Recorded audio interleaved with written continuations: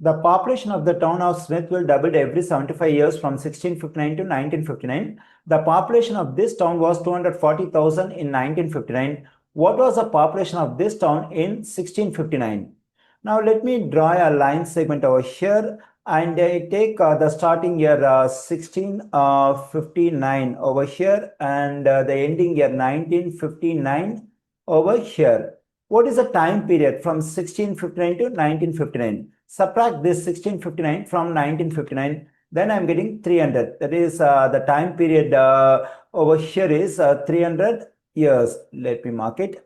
And here we have the starting year or the initial year. Here we have the ending year. For the ending year 1959, we have the population, that is 240,000. We have to find the population for the starting year or initial year.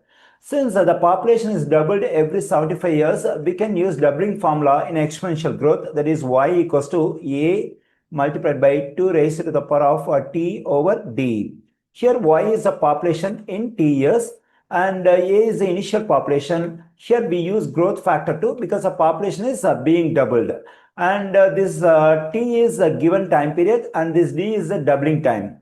Okay, when I plug in t equals to 300, the value of y is 240,000 and our aim is to find the value of a in this equation because a represents the initial population or the population at the starting year 1659. Okay, now let me plug in this population 240,000 for y. Let me do it. A multiplied by 2 and we have this population for 300 years. So we have to plug in this 300 for this t over here. And this d is a doubling time. Doubling time is 75.